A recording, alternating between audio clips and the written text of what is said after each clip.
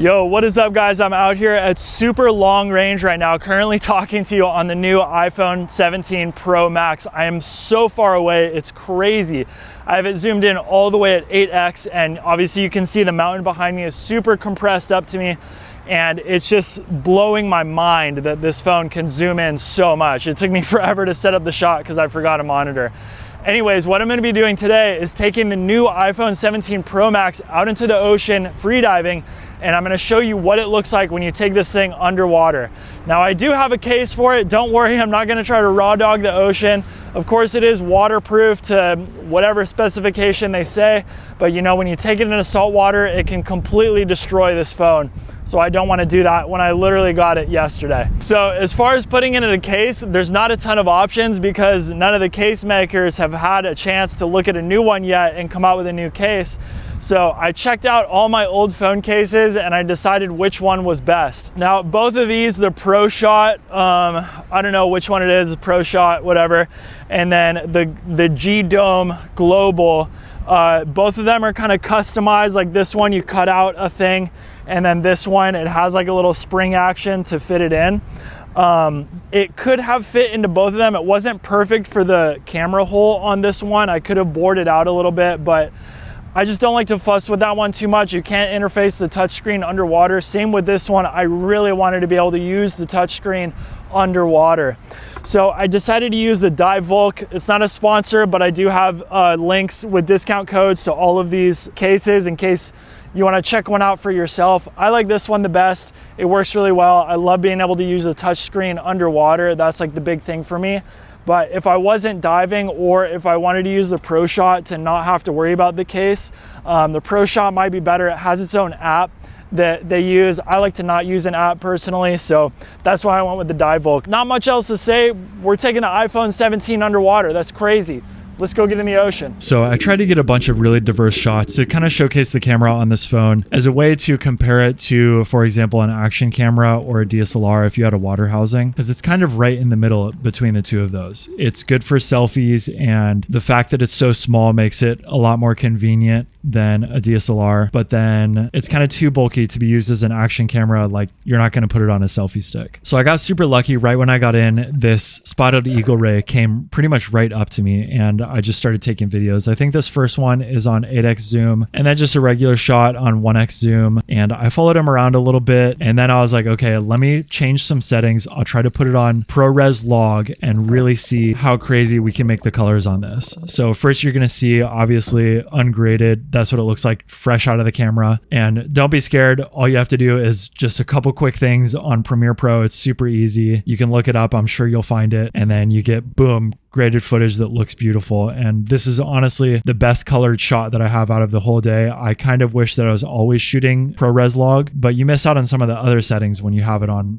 ProRes log. So the next thing I wanted to try was shooting 4K 120. This was the main reason that I bought this phone. I think it is incredible to be able to shoot 4K 120. That means that I can upload 4K videos at 60 frames per second, and I can take the recording and cut the speed in half if I want to do slow-mo. That is insane. So I didn't have the best action here for slow-mo, but I did just slow it down a tiny bit just to show what it would be like. So next I wanted to try to mess with the zoom. I found this Moorish idol, and I thought it'd be really fun to try to get like a super tight shot of him just swimming around. And it really looks like you're looking through an aquarium, and the detail is so incredible that it feels like I'm looking at a real fish in an aquarium. And actually it was a shot on my phone out in the ocean, which is just crazy to me. So he was being a little sheepish and I couldn't get a perfect shot. And then as he was hiding, this other fish just popped out and photobombed me.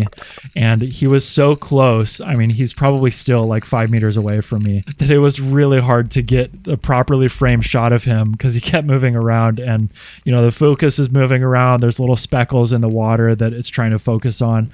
But when it hits, it looks so good. Of course, that Moorish idol came back out when I was completely out of breath, had to swim to the surface, and then I popped back down and got another really nice shot of him just cruising around. And then this Humu Nukunupu Apoa came along, and I couldn't quite get the focus on him. It's literally so hard to point the camera at the right spot when you have it on 8x underwater, because not only is it zoomed in to, I think 200 millimeters, they said, it's multiplied by 1.3 because of the crop factor that occurs from light moving through water. So it's effectively 260 millimeters that I'm trying to focus underwater. It's really, really difficult. So when I shot this starfish, I didn't have a complete objective in mind, but you can really get a sense of the incredible detail that the phone has when you're up close to something. I don't think the GoPro would ever get a shot that's this crisp. To me personally, the colors still aren't perfect. I wish that, you know, there was a setting where it was like for underwater, which, you know, so few people are actually going to use an iPhone underwater, like 0.1% or less of the user base. But it would be really cool if there was an underwater setting for the camera and it sort of just, you know, looked at the scenery in a different way and tried to balance out the blues a little bit more to give you just a little bit more warmth when you're shooting underwater. And then this rainbow popped out, and talk about a critical moment for having the right camera on you at the right time, because a GoPro would not have captured this. It would have been really far away, tiny little rainbow in the background. I'd be like trying to point it out, zoom it in post, but no, this iPhone blows the entire rainbow up to completely fill the frame. And then this random dude that cruised by snorkeling just happened to line up in the perfect spot, and I was able to get the rainbow behind him with him just kind of looking at it in awe, which was just such a beautiful moment. And then another super cool thing about using the iPhone versus, you know, a regular camera with a small viewfinder in the back, the screen is so big on the iPhone that I can go up to these people and be like, hey, look at this beautiful shot that I just got of you guys, and they're all psyched about it. Like, that is so fun to be able to use it in this way and kind of make friends out in the water, you know, taking a beautiful video of someone and showing it to them. So still playing with the zoom, I found some more fish that were a little bit easier to focus on because they were all schooling and kind of staying in one spot. And then this big uhu came up to me, and they're pretty skittish because they're one of the best fish to eat. And so they're usually really difficult to get close to, but because I can zoom in so much, I was able to completely fill the frame with this fish. Next, I found this ink left by an octopus, and what an incredible testament to how detailed you can get when you get super close to something. Like, this is more detailed than my eyeballs would be able to get if I put my eyeballs inside of this ink that was submerged in the water. So I may play the clip through twice just so you have a chance to really look at it, but I was blown away looking through the back of the phone and just how detailed and intricate this little smoke screen was, and that the phone was capturing all of it. Like, I have never seen this so detailed, and I was literally inside of it when you're seeing that last little bit. Next, I came up on this turtle, and I was just thinking, like, what a perfect moment to showcase this iPhone. Like, I've got it on 1x, like, just classic. Like, this is you when you were out diving. If you take this phone, you get this phone case, and you go out with, you don't want to put it on log, you don't want to do all this crazy editing, you just want a nice video to share with your friends after you went on a dive. You go into work after the weekend, and you're like, hey, look at this video of a turtle that I got. This is your video. You know what I mean? And so when I saw this turtle, I was like, okay, this is a perfect example of what it's going to be like for most people when they use this phone underwater. And it looks incredible. Like, there's more detail on this turtle than I have ever seen with any video I have ever taken. Like, I think my DSLR at this point, I have a 1DX3, so it came out in like 2016, 2017. It's almost 10 years old now, so it's getting old. The fact that the iPhone now is surpassing my old DSLR is making a lot of sense to me. And if I was to think, like, could I get this shot with my DSLR? Like, maybe it would be this detailed. Maybe it would be in this sharp of focus this quickly, but maybe not. And as far as like having a camera that you can count on, I think the iPhone is incredible for that. And so I was really, really impressed by how detailed this shot of this turtle was. And unfortunately, it dove down, and as it dove down, I noticed something very sad about it. It had some fishing line or some kind of line strung around its arm. And because of the iPhone, I was able to zoom in really tight and get a close look at it without having to get super close to this. So I did actually take a break from playing with my iPhone and go check on this turtle to see if there was a way that I could remove this fishing line. Now, I don't have a knife, but I do have this line cutting tool. It would be a little bit more difficult to use in this scenario, but all I have to do is get close enough and pop that line, and it'll be completely off of him. Unfortunately, he wasn't giving me the opportunity. He was really aggressively swimming, and I was afraid that he would try to bite me if I got too close. And so it was just a risk that I couldn't take. And so I wanted to follow him for a little bit and see if I would have another chance. And then he ended up going into this cave, and I went down and looked, and I definitely could make it into the back of the cave and try to wrestle with him back there.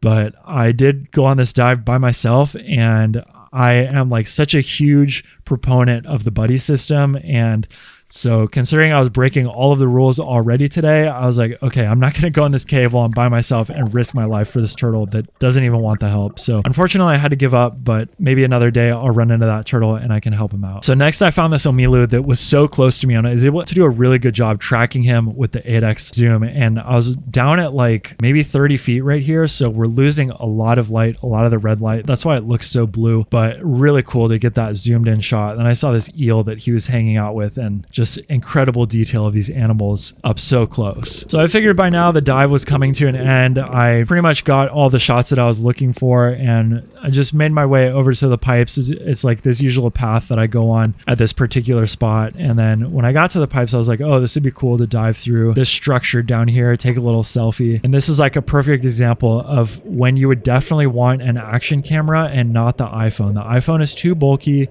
You can't really put it on a selfie stick, and all of this shot, even though it's on the 0.5 camera, it's just too close. Like I feel like I didn't capture the essence of the challenge of swimming through this structure and how sketchy it is and difficult. It kind of just looks like all you can see is the top of my head, and let's be honest, nobody wants to see that. So while I was there, I met this other diver that had the same fins as me, and we got to chatting a little bit, and I asked if she would come and do some dives for me so that I would finally have a model, and luckily she agreed. So thank you, Rafferty, for joining me on this dive, letting me take some videos of you. And I told her to go try some bubble rings. I saw her doing them as I approached, and she got that one pretty good. And the main thing to look at here is how detailed all of these bubbles are. Now, normally bubbles are really hard for the camera to capture because of the bit rate, because if the bit rate can't be high enough to show the changing bubble, it's the first thing that it compresses. And so I was super impressed by how well it showed the bubbles. This would be the same if you tried to take a video of confetti.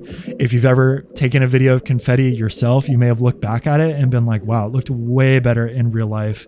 This looks like crap on the phone. Unfortunately, I made a huge mistake later. I left the camera rolling for a while, and I didn't notice that it was still rolling.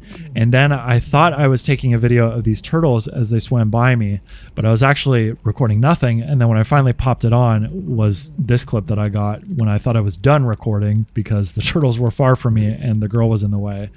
And yeah, so one thing that's missing for me that I love about the GoPro is that loud beep every time you start it up and every time you stop, so you know whether or not you're recording. And with the phone, you have to check if it's the circle or the square, and unfortunately that time I missed it. So we swam around for a little bit more. I didn't want to be too directive of the girls that I met just because I had just met them and I figured I would just get clips of them just doing random things. So I blew a bubble ring and she tried to swim through it, but she was just too buoyant with that wetsuit, so she ended up kind of floating up through it. And it was like a good way to show, you know, what this camera would do if I was using it as like a camera to go take videos of Brittany or whatever. And then I remember last time that I took the phone out to test it like this, it was right when the macro lens came out for the iPhone 14. I was really excited because I got it right at launch like I did with this phone. I found a shell and I used the macro lens to show how close you could get, and it was so cool. And I realized I never found a shell on this dive, so I was like, okay, I'm just gonna show my hands and the pruning on them, and you get like intricate detail of literally my fingerprints. Like someone could steal my identity by like mapping out my fingerprint or something and faking my fingerprint. I don't know what you could do. Don't go steal my identity, please.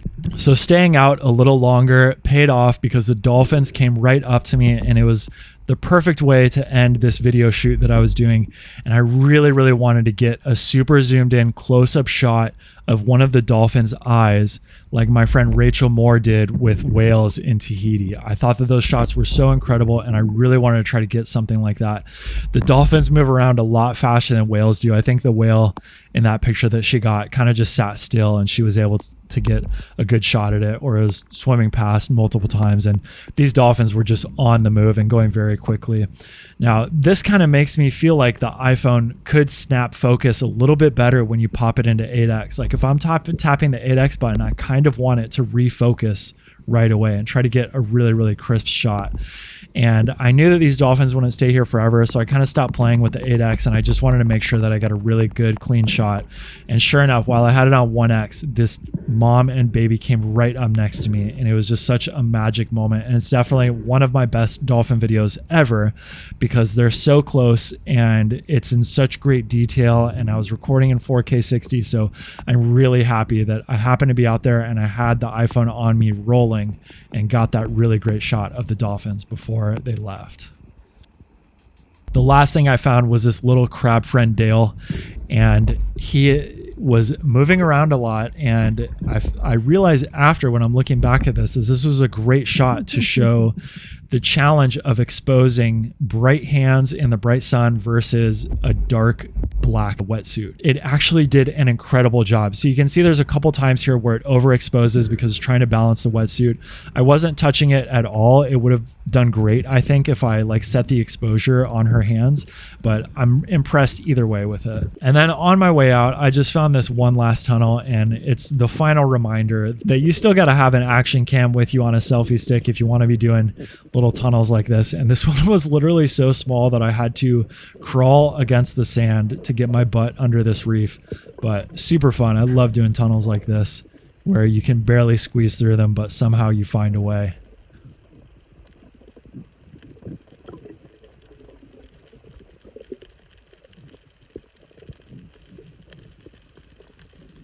Guys, that dolphin interaction was absolutely insane. I can't believe that I got the dolphins to swim up to me.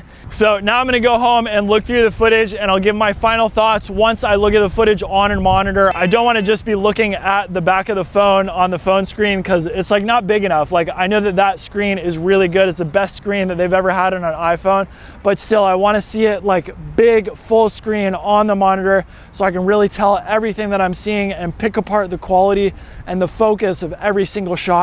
Oh my God, I can't talk. That was a long dive. Okay, let's go home. Guys, 4K 60 on the selfie camera. How crazy is that? I am blown away by the detail that this camera is capable of. I was able to look through the footage. I'm pretty impressed by most of it. Some stuff is, you know, the same iPhone underwater as usual for me. Like, I'm not super happy with the colors. The colors were kind of the same as they always have been. I am really, really happy about 4K 60, 4K 120.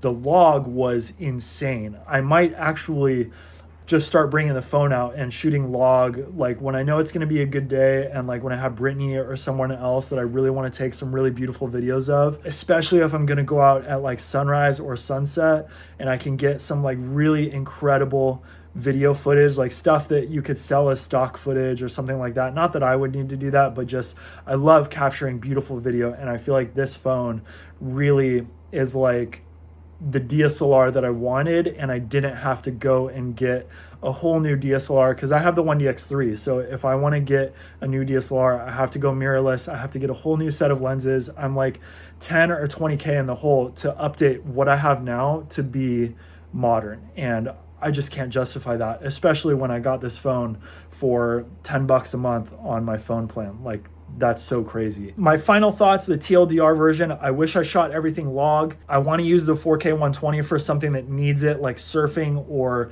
cliff diving, something really exciting, action, stuff like that. And I just can't wait to go out and use this phone more and really dial in and get it perfect and be intentional and on purpose with every single shot that I get and not have framing issues like I did with this one. And yeah, so I'm stoked that I got this phone. I recommend it. I think you guys should go get it. I don't have a coupon code. I wish I did, because I'm sure people are going to buy the phone off of this video. But yeah, so subscribe if you want to see more videos about phones underwater, or if you want me to take a different phone underwater, let me know. There's value for me in testing out phones like this, and I think I'm probably the only person that's really qualified to go out with a phone like that and test it out underwater and really push the limits and see what it's capable of. So yeah, thanks for watching, guys. Smash like if you enjoyed it and want to see more, and I'll see you guys next time. That's all the stuff we saw. Bye.